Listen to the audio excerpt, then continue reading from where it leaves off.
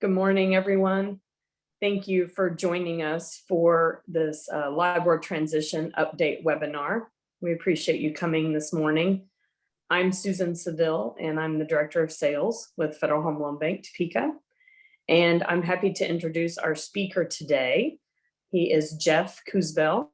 Jeff is Federal Home Loan Bank of Topeka's new CFO. He's only been in the role for a few months. We're excited to have him join us and excited for him to share his knowledge with us today about the LIBOR transition. And so some of you may have seen Jeff recently. If you attended one of our regional meetings in each state, Jeff did a little Q&A at the regional meetings and gave some good information and answered some tough questions too. So we appreciate his help with that. So today's session is worth one continuing ed credit, and there will be a link in our survey to get that credit. We're going to put that link, I believe, in the chat towards the end of the webinar.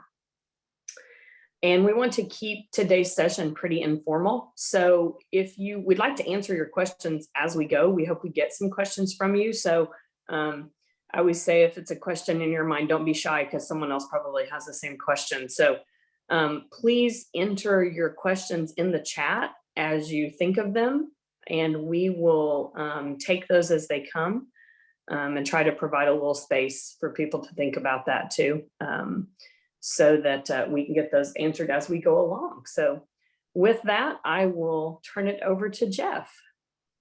Thank you, Susan, and I want to thank everyone for attending today. As Susan mentioned, I had the good fortune of meeting representatives of your financial institutions at the 4 regional meetings. So it was a pleasure of mine to get the opportunity to meet your member institutions.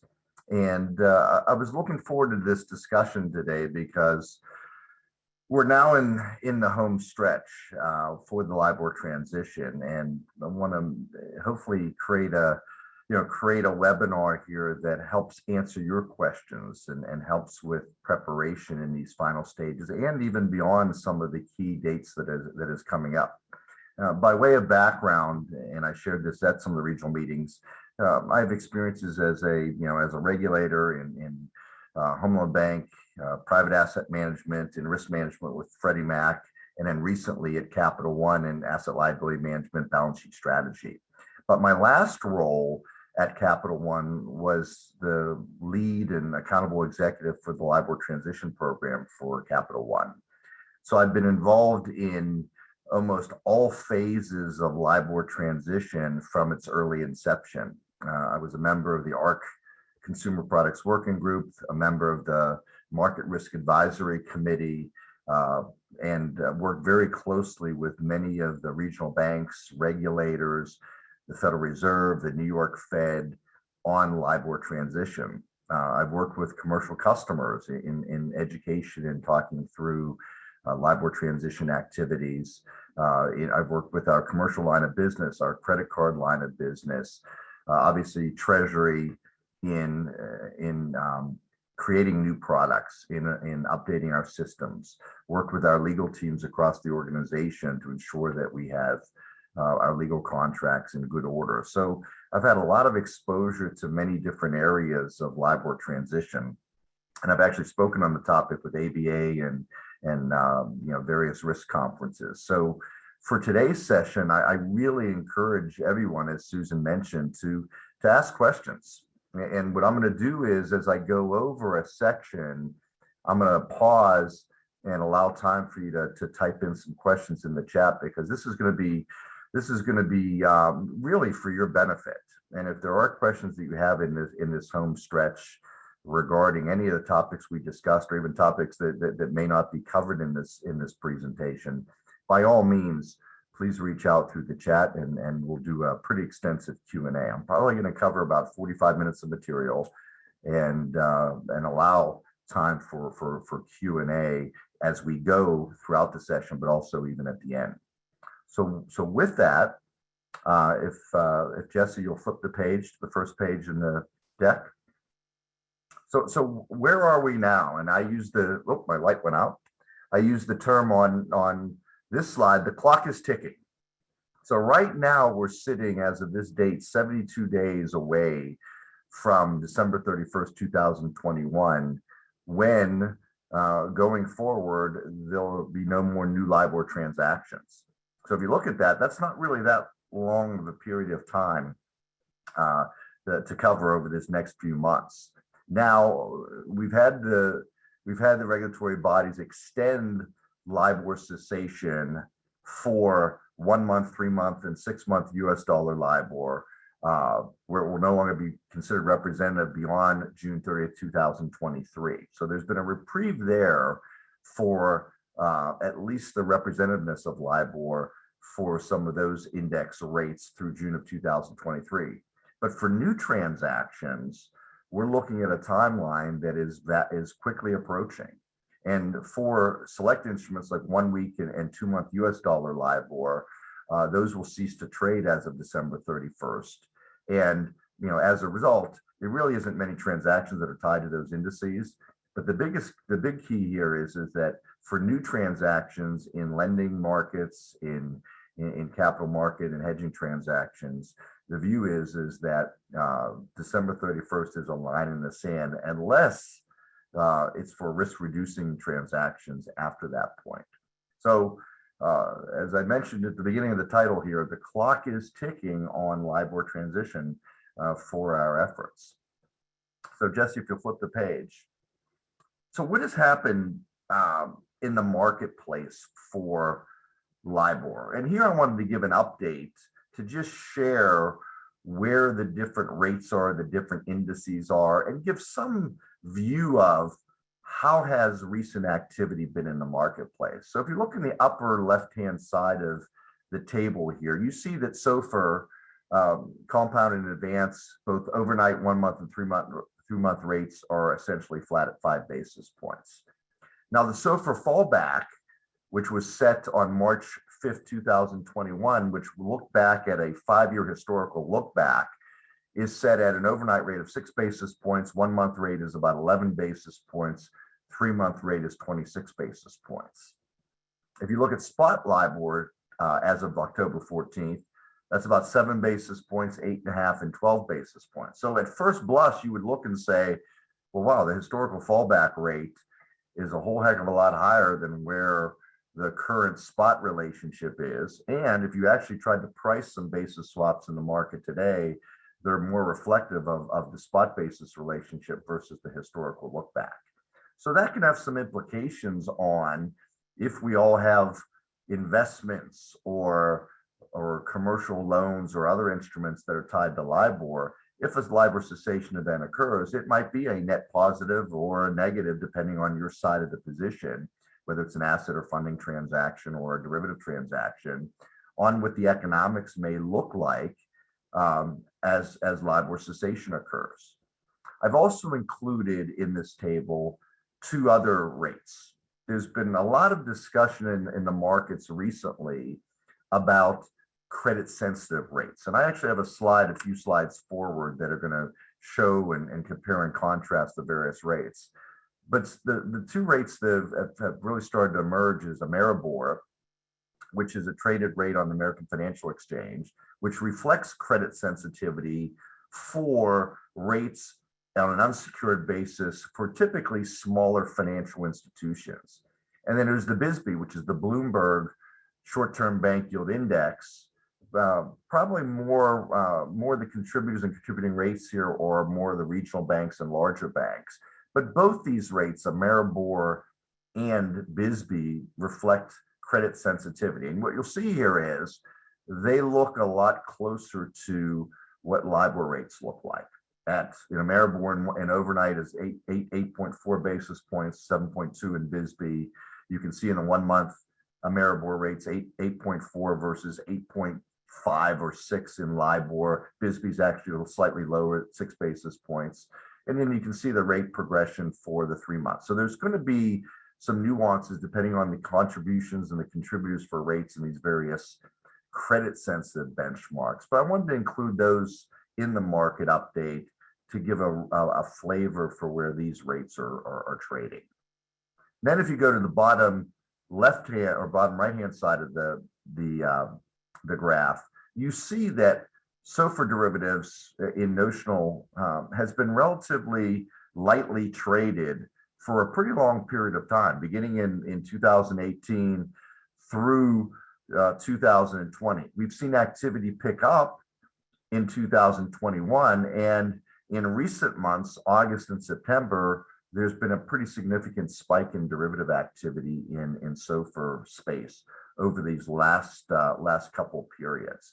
Now, when we translate this to loan markets, and I still have a pulse with consultants in the marketplace and regional banks, and even the smaller community banks, there appears to be very little activity in commercial loan markets, in cash traded markets, as it relates to alternative reference rates. And I've asked this question at the regional meetings for most of your institutions. I think I asked it all four: who has made loans in alternative reference rates? And there's been very few hands that have been raised in the room. So limited activity in cash markets. We're starting to see increased trading volume in derivatives. So if we can flip the slide.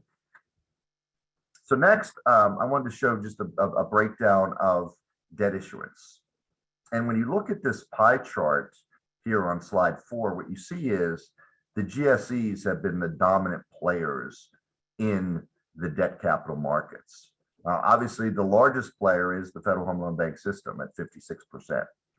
And you can see the volumes for Freddie Mac at 17 and 16%, Farm Credit 10%, and that little green sliver at the top actually represents debt issuance of some of the larger banks: Bank of America, HSBC, JP Morgan, Morgan Stanley, Wells Fargo. So combined, their debt issuance is about 1%. So most of the SOFR debt issuance in the capital markets has been from the GSEs. And so we as a bank, the Home Loan Bank of Topeka, have done quite a bit of debt issuance as part of just diversifying our funding mix away from LIBOR as a complement to our discount note funding. We were offered SOFR-based advances, which there are institutions that are doing SOFR-based advances. But the preponderance of activity has been in the debt capital markets, the GSEs. So with that, let's flip the page.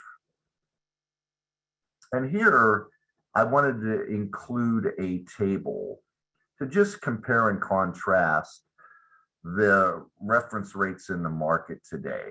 And if you look at the first column, which is SOFR, which is the leading and recommended rate coming out of the Alternative Reference Rate Committee, ARC, it's really based on Treasury repo rates.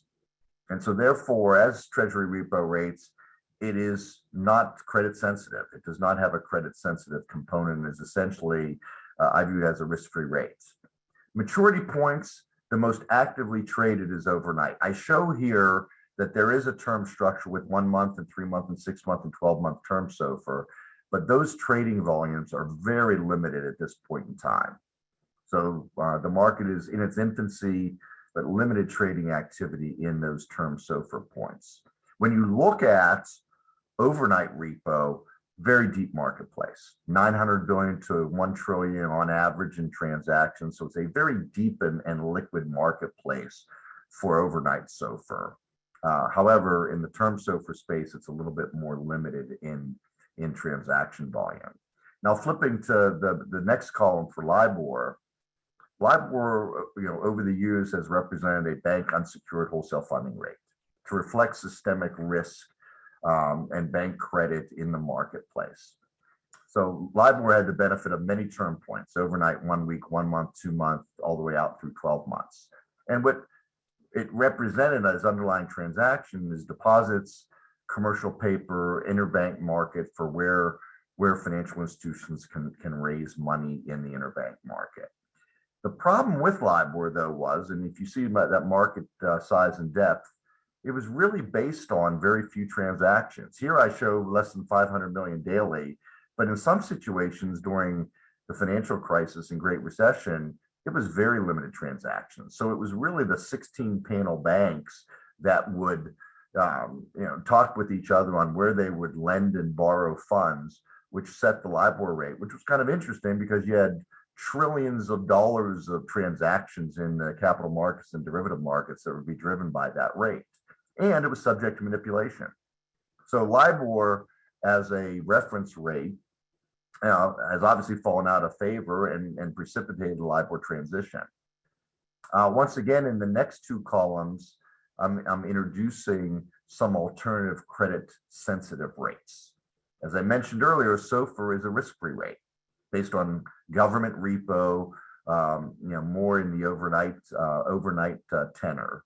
Here in Ameribor and in the Bloomberg short-term bank yield index rate, it's represented both of those of bank unsecured wholesale funding costs.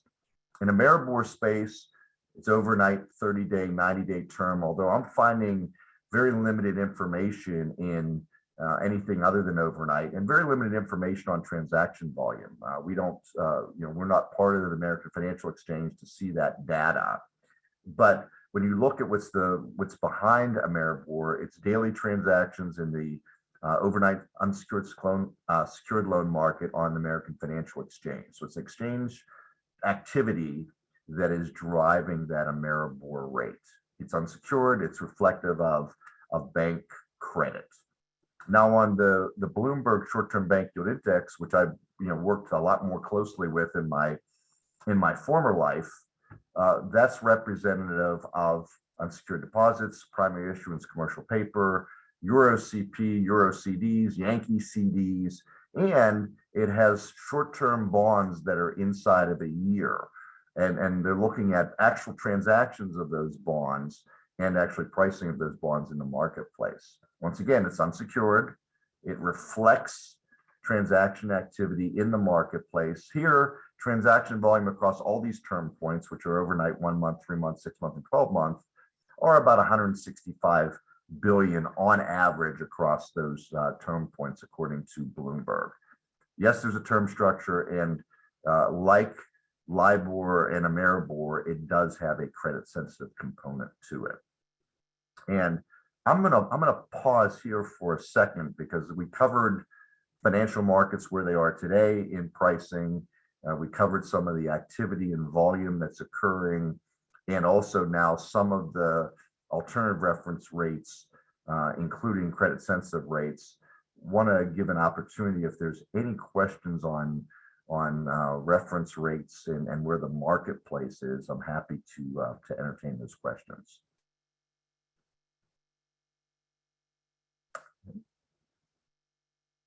And Susan, if there are none, I'm happy to move forward to the next. Oh. So far, there are none. Okay. So we can move forward to slide 6. All right. So here I dug up this slide out of my archive of slides, and we put this together originally in 2018 and the beginning of 2019 as we were kicking off the LIBOR transition effort at my former organization. And when you look at this, and I'll walk you through the scenarios here. The first scenario was kind of a big bang, that there'd be, if you follow the my little numbers here on the slide, in scenario 1, we expected there'd be continued LIBOR activity as noted by item 1. At some point as we got into 2020, there would be increases in alternative reference rate, RFR, activities, declines in LIBOR activity, and ultimately there may be a big bang that would occur sometime in 2021, potentially maybe even a little bit later into 2022. So that was the scenario 1, which was a big bang approach. Scenario 2 was more of a kind of a proactive change in the marketplace that occurred. So when you look at scenario 2, same thing, LIBOR activity is still continuing to go strong in the early parts of 18, 19, but when we got into 20, our expectation was that new reference rate products would take off. There'd be kind of an equal and corresponding offset of declining activity in in LIBOR over that period of time. Then there'd be a cleanup big bang of just small cleanup positions sometime noted by item 5 later in 2022.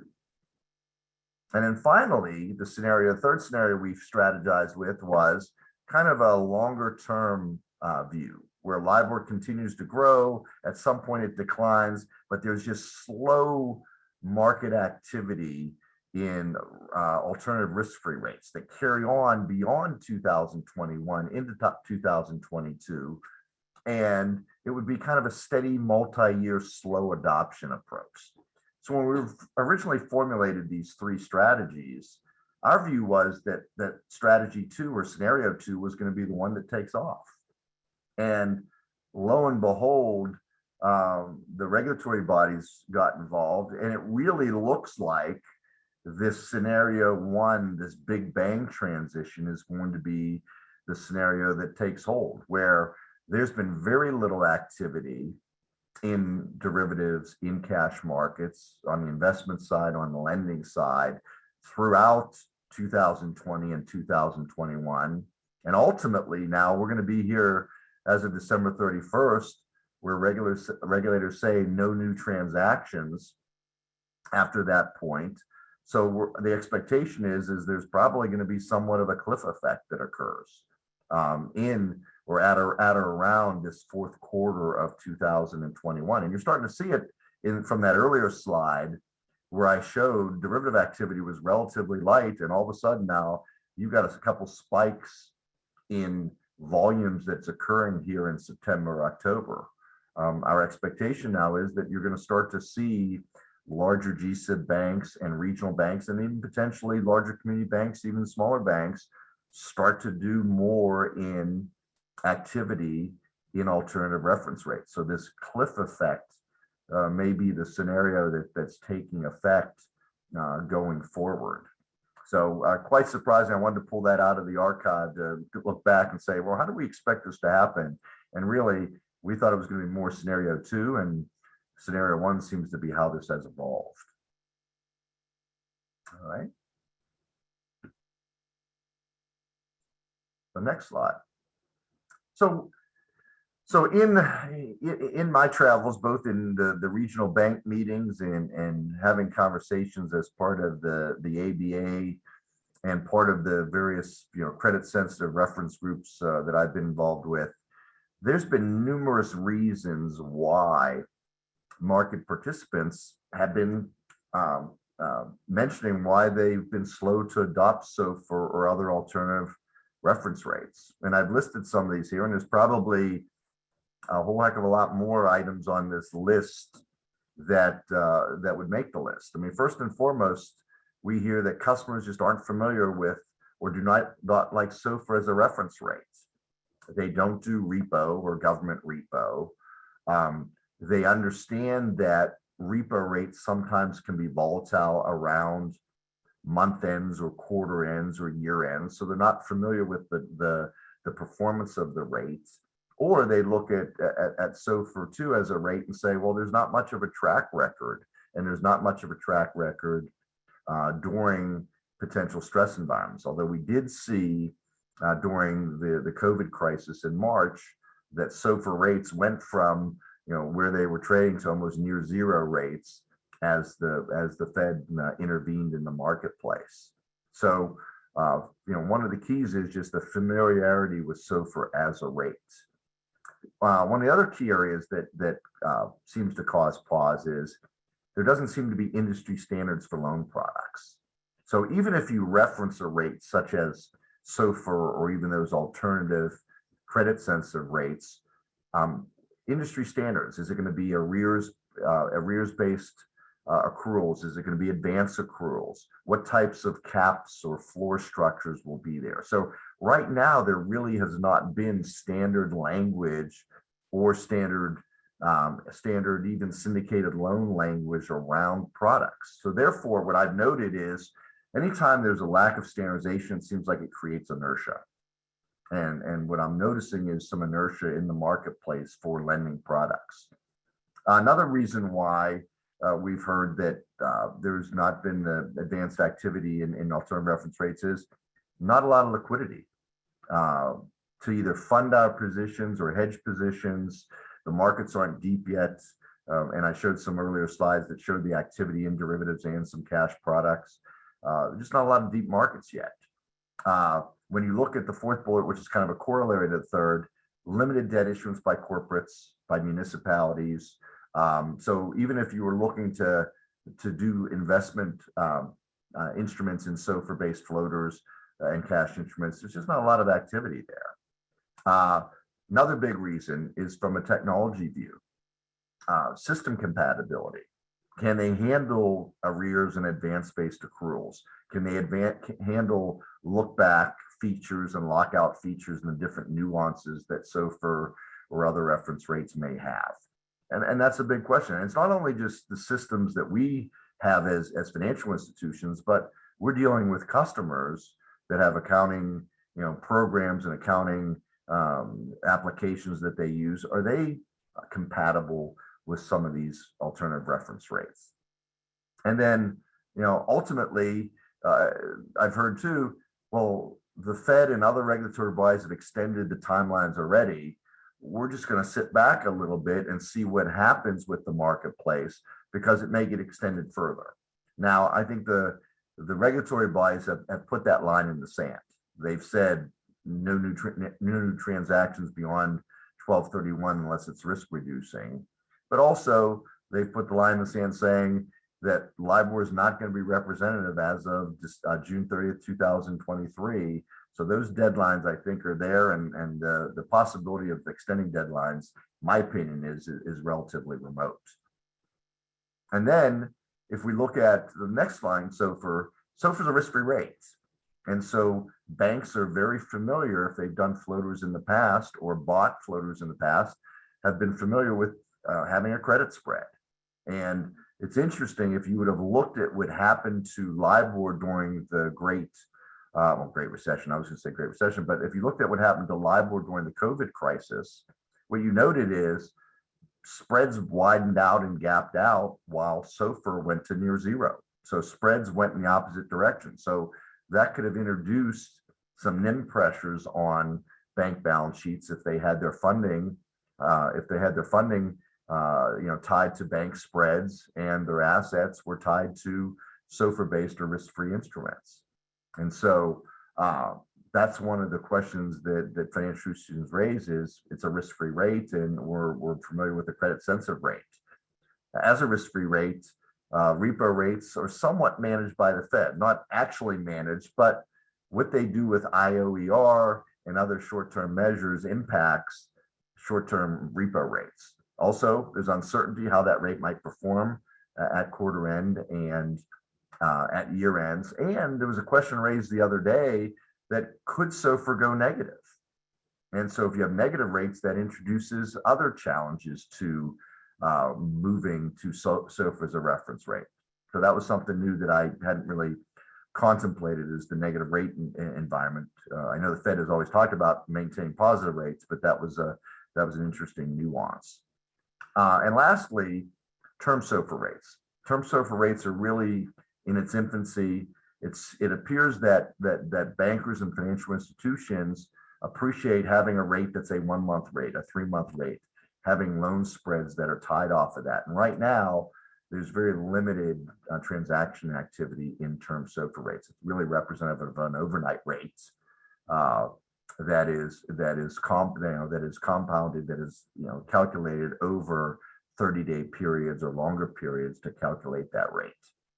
So term SOFR is something that market participants want to see. So when you look at the multiple bullets on this page, there's many reasons why there's been slow adoption in some of these alternative reference rates.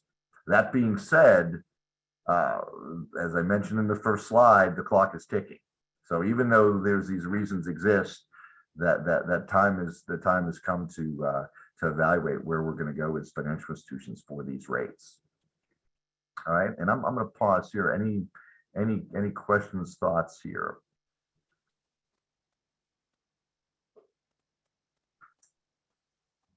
No questions? No, not so far that we see. Okay, so we've got a quiet group. All right, I will continue. Let's turn the page to the next.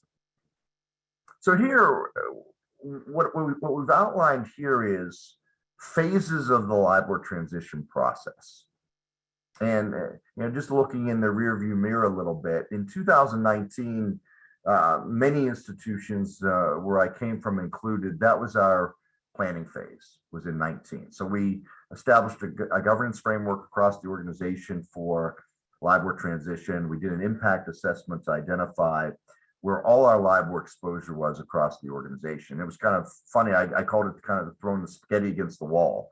It was a whiteboard that had just numerous items of where LIBOR exposure was in products and processes and legal contracts across the many different instruments that you can imagine a larger institution might have. We started the transition planning process. We built out resource maps and timelines and milestones to plan for the transition effort. We started developing communication strategies at a very high level of how we wanted to communicate this to consumer customers, to commercial customers, websites, blogs, communication in email form, education series with our customers. And ultimately, there was budgeting resourcing that was a multi-year process to understand what it would take to do the LIBOR transition. Once the planning phase was completed, we looked at 2020 as the implementation phase, starting to build operational readiness, testing our investment accounting systems, testing our capital market systems, testing our derivative systems, testing our loan accounting and loan servicing systems across the many different products that we had in mortgage related products, in consumer products, in commercial products. We embarked on a pretty extensive legal contract review, trying to understand what was the language in our commercial loan contracts, what was the language in our derivative contracts, what was our language in other contracts. You'd be surprised that there's, in some cases, performance clauses where if someone, a vendor doesn't perform, you start charging them a rate based on LIBOR that's embedded in a vendor contract.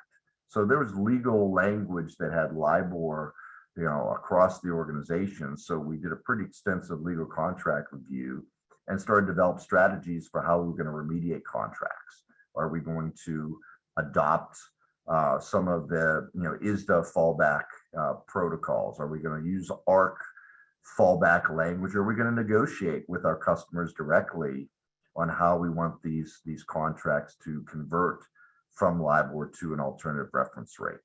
We embarked on new product development. How do we want our products to look? Are they going to be SOFR products? Are there going to be credit sensitive products that we're going to develop over this period of time?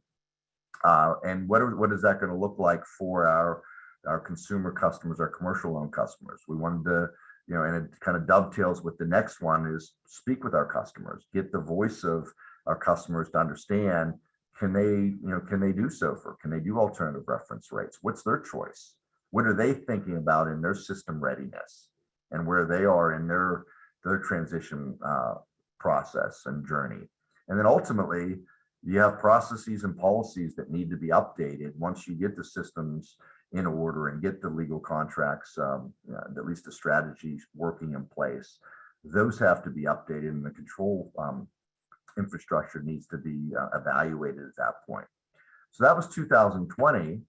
And then now we moved into 2021, which is the transition phase. And if you notice on top of this chevron, I've included ... 2023, because with the changes that have occurred with extending timelines and with the evolution of the market being slower than what it is, we view this transition phase, which is likely going to be a little bit longer. And when I say we, this transition phase is now migrated to myself joining Home Loan Bank Topeka. We're in the middle of this transition phase here at FHLB Topeka too, about amending legal contracts and adopting, as I said, is the protocols on our derivatives, looking at our investment securities and understanding what are the fallback legal protocols there. We're looking at implementing new products. We have SOFR-based advances now that we make, and there's member institutions that are doing those SOFR-based advances. But we're also looking at, there's going to be evolution of advances that have caps and floors or optionality. And so we need to develop our capabilities for SOFR-based derivative markets and how they might be aligned with our SOFR-based advances. The other question we're raising as part of this transition phase is, what do we do with the back book? Do we just let it go to LIBOR transition of June of 23, or do we aggressively try to move our back book in derivatives or try to convert any lending products that we have? Now, our lending products are pretty limited, but we do have derivative positions that are outstanding that we're evaluating whether we convert that back book earlier.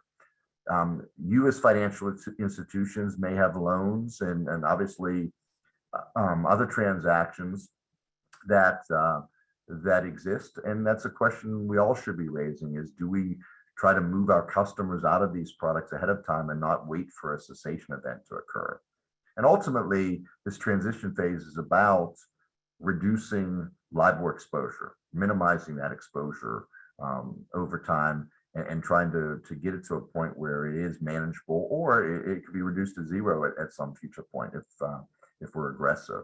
And finally, during this transition phase, it's making sure we're updating our controls, our risk practices for new basis exposures, for any legal risks, any reputational risks that could come our way as financial institutions. So this outlines the phases of transition, and right now we as institutions should be fully in this transition phase of where it is in the transition life cycle. Okay. So what I'm going to go into now is more of the a little bit prescriptive of where we should be, and this slide shows the foundational building blocks of where we should be and what we should be doing in this transition phase. And if you look at the building blocks here, over all of it is governance, is the block that's up on top. But the key areas for this transition phase and this transition effort as a whole is products, customer communication, system and models, legal contracts, and processes. And processes can take many different shapes: accounting, risk, pricing, servicing. You have tax implications of the LIBOR transition effort. So I try to use this as this foundational slide of saying, look, these are the pieces. Now, over the next series of slides, we're going to take a little bit of time just to go over what should we be thinking about, or where we should be in this transition phase as it relates to these building blocks. So if you'll flip to slide 10.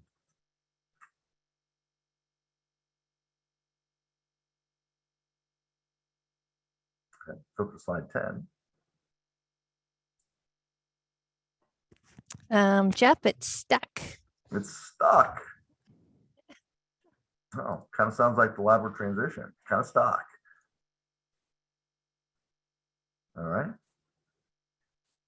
Oh. There we go. All right. So the first piece in the building blocks is around governance. And there's a lot of decisions that we as institutions have to make during this very critical stage. And some of these decisions may have been made beforehand, but now they're coming to fruition as as we're into this transition phase. What alternative reference rates are we going to use? And I structured these mostly as questions, but what alternative reference rates are we going to use? Is it going to be SOFR? Is it going to be a dynamic credit spread? Is it going to be fixed rate? Is it going to be prime or other products that we're familiar with? What product offerings are we going to do to customers? And once again, this could be rate specific, but it could also be, is it consumer products might be structured one way versus commercial products? It could be what type of investments that we want to be involved in. So product offerings takes many different shapes. If we're looking at wholesale funding markets, and I'm including FHLB advances here in the wholesale funding markets, we're making advances today based upon certain characteristics. as institutions, and there may not be a lot of borrowing demand right now, but at some future point, as rates start to change and there may be a need to utilize FHLB advances in a greater extent, are your capabilities there for FHLB advanced products on floating rate, or are there preferences in floating rates for advanced products? If we continue to offer LIBOR products, if one of our largest customers comes to us and says, I can't do SOFR yet and I need to continue to do LIBOR, is there a governance framework in place that allows for the approval, the monitoring of those activities if customers still have a need to do something in LIBOR space? Another key question, I touched on this a little bit earlier, but should we actively reduce our exposure? There's going to be some operational implications of waiting till cessation, but should we be actively thinking about reducing our exposure? If we have it on the investment portfolio side, do we potentially sell out and replace those investments? Do we wait till cessation? If we have lending products, do we actively try to work with our customers to move them to alternative reference rates once we have that product suite established? So these are critical questions on, and there was a term that was used in some of the ARC sessions that I was involved in. It said, waiting on fallback language is like being in the passenger seat of the car, that you're just along for the ride. By actively trying to move out of your exposures, you're now in the driver's seat of the car. And so as a strategic and governance view, do we want to be in the driver's seat and actively moving out of some of these exposures? And finally, if we start to move to alternative reference rates, do we have the right risk management tools, practices, models and analytics to be able to look at what our basis exposure looks like? We may have deposits that are priced a certain way. Wholesale funding may be based alternative reference rates. We have loans that may be priced a little bit differently. Those are key decisions that have to be made, and something at the top of the house in the governance framework should be considered. Okay. All right. So next building block, which is critically important, is systems and models. And this is probably one of the more time-consuming areas because it requires a lot of testing. It requires potentially dealing with internal systems. It could be external vendor systems. So there's a lot of tentacles that come into system and modeling. And when you look at your systems, it could be your loan servicing system. Can it handle alternative reference rates like SOFR? Does your accounting systems? What happens if you have conversions that occur mid-accrual periods? So when you look at even risk management platforms here, there's a lot of testing that has to take place. And one of the things we did at Capital One is we would try to create any instrument that was in the marketplace that was SOFR based.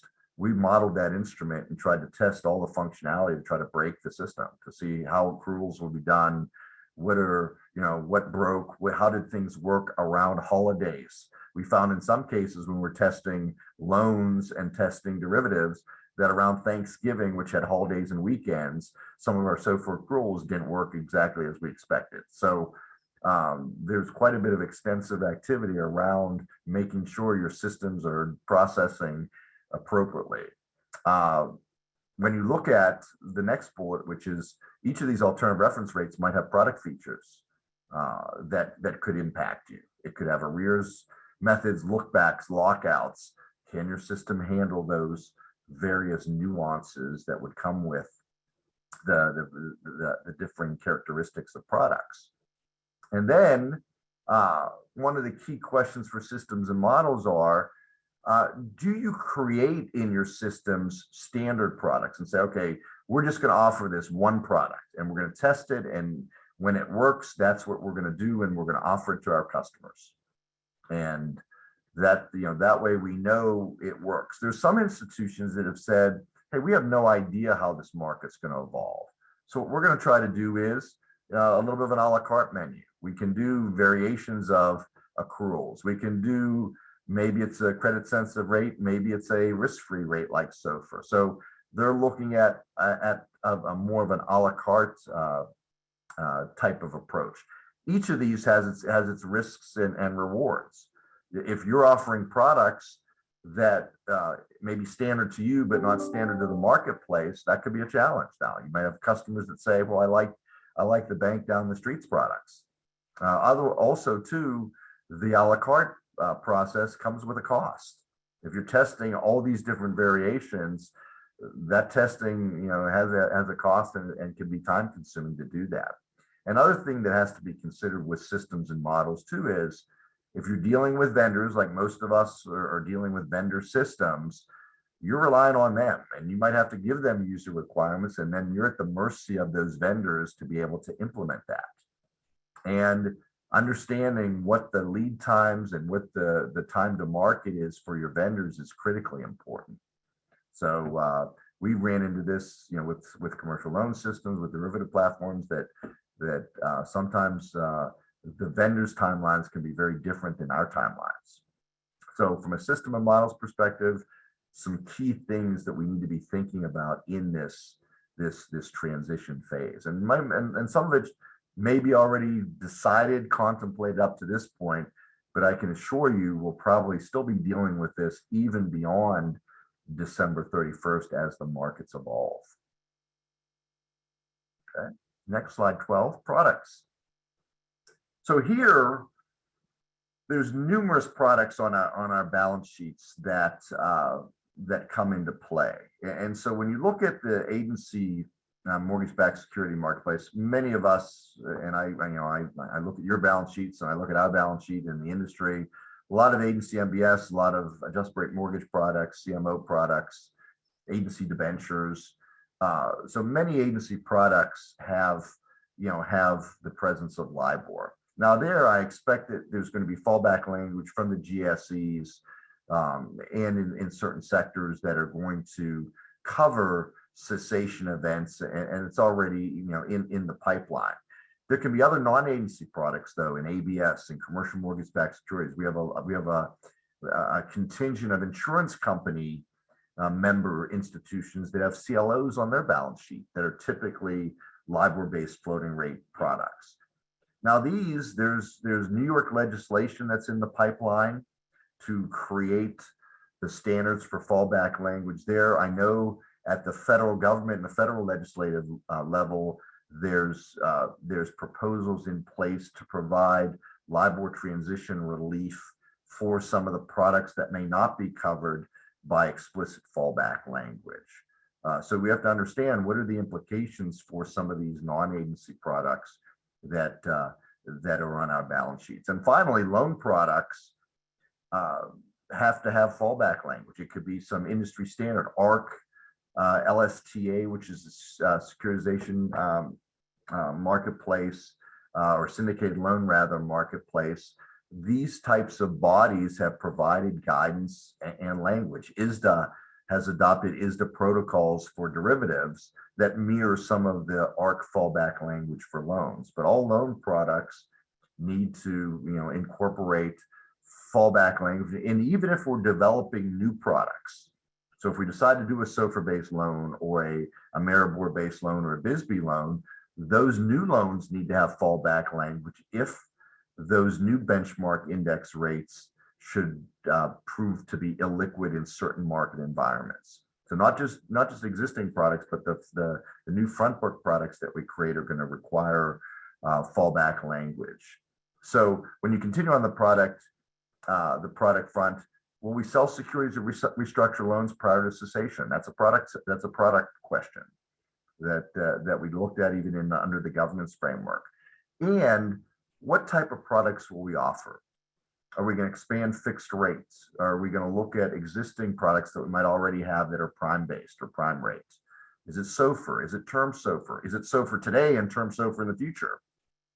Are we going to evaluate other credit-sensitive benchmarks like an Ameribor or a Bloomberg bank yield index rates? These are critical decisions in this transition phase of the product suite that we want to do, and it could change.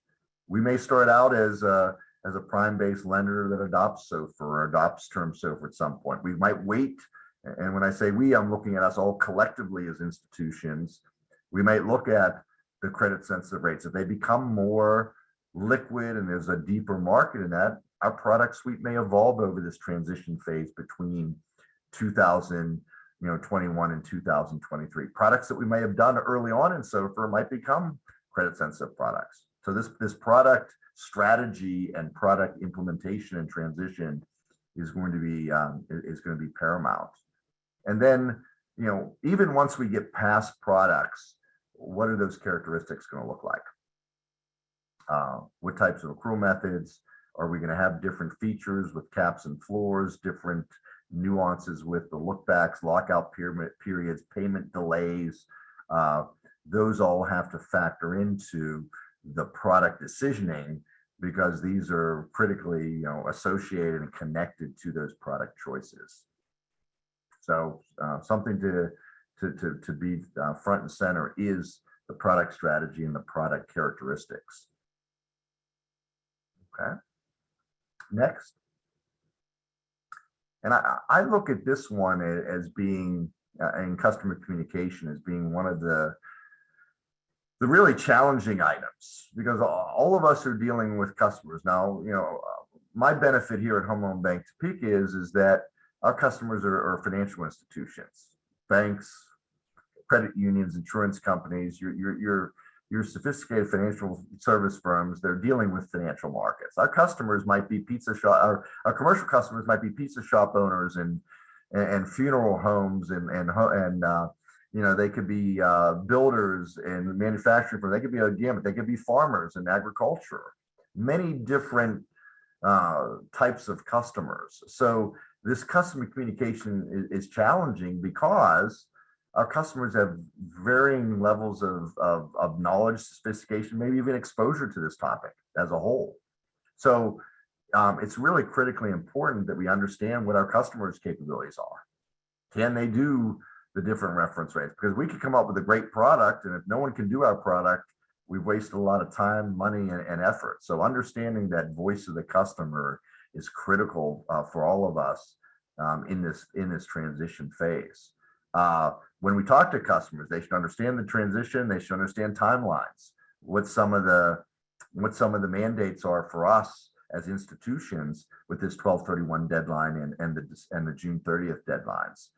They should understand the potential for alternative rates and whatever the product offerings might occur in the marketplace. So, where I came from at Capital One, we did a pretty sizable outreach where we had emails coming from, our head of commercial, and we had discussions coming from our head of the credit card line of business. We created a website, and customers could point and click on the website and understand LIBOR transition. We had blogs.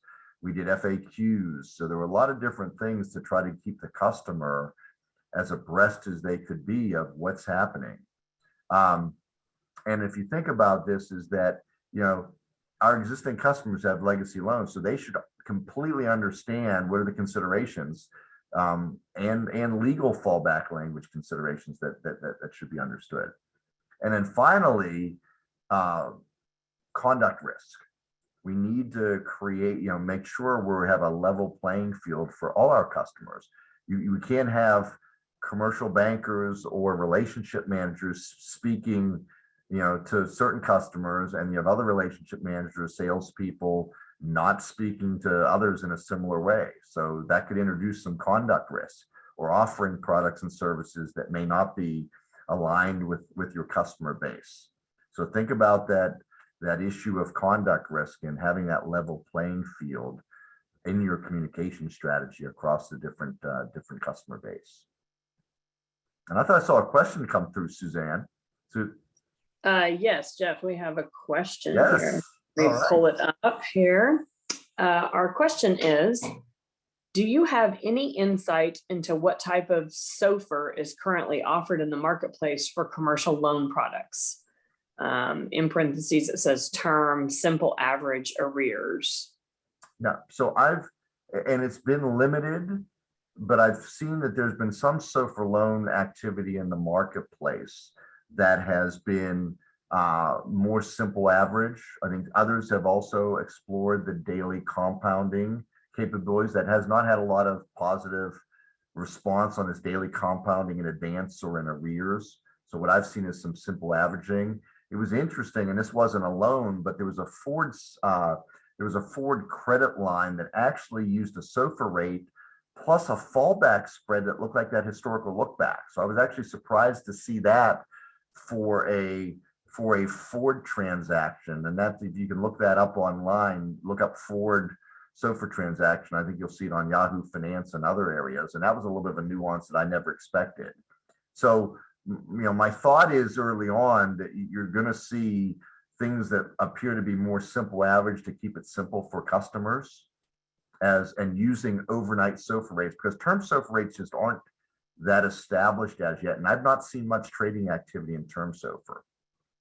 So hopefully that answers that question. Okay. Thanks, Jeff.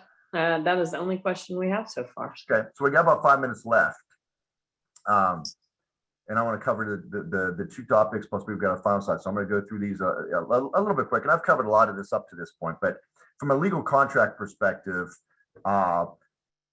critical is identifying all your contracts in commercial, consumer, mortgage space, your investment securities, third-party vendor contracts. Have that legal strategy. And you should be acting on that legal strategy right now in this transition phase. And when you look at how you want to remediate these contracts, are we going to adopt industry approaches, which are set standards, and just supply those standards to our customers? Or is it going to be a negotiated, where you're going to sit down and with each customer and say, this is what we're going to do, and willing and accepting of potential changes? As you can expect, some of these approaches can be easier to implement and some can be time consuming to implement.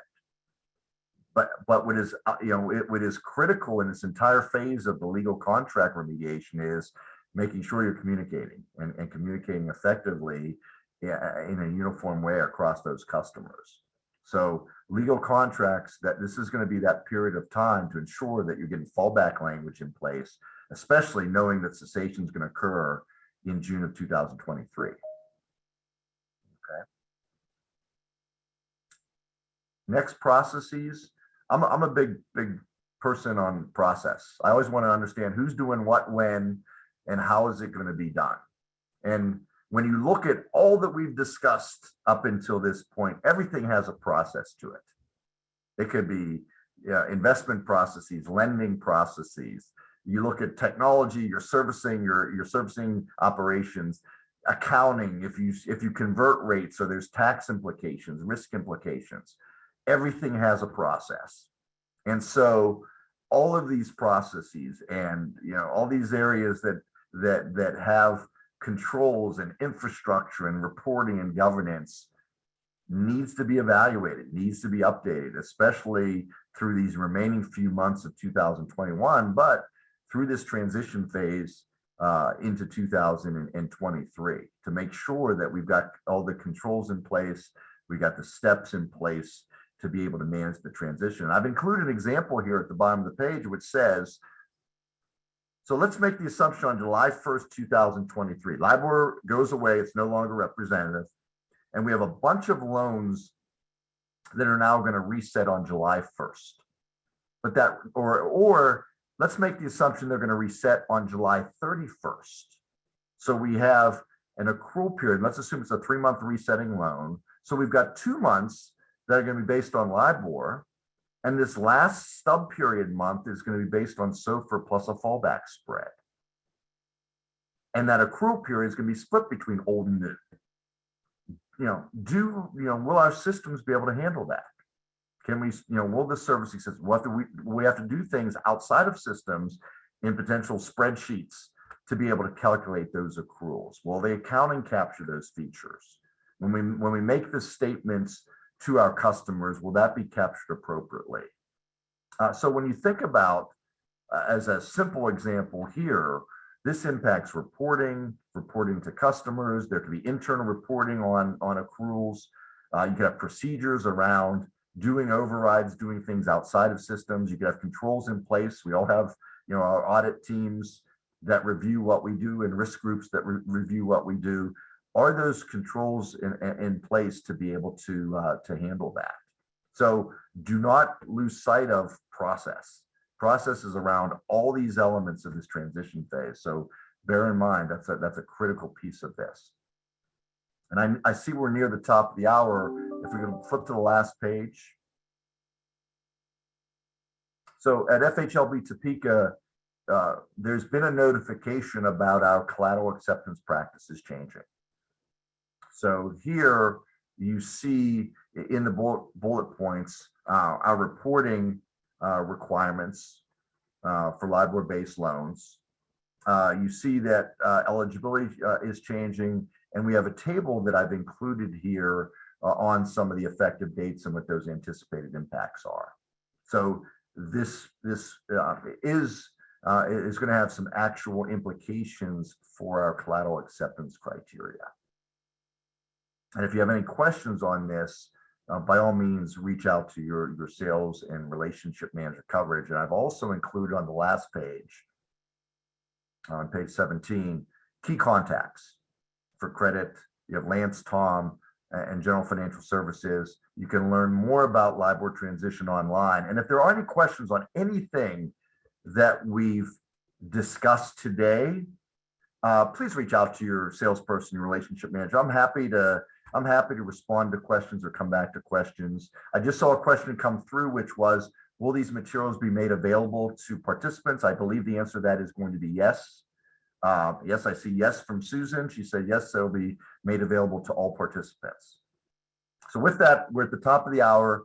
I thank you very much for participating in this. We're in a critical phase with this LIBOR transition.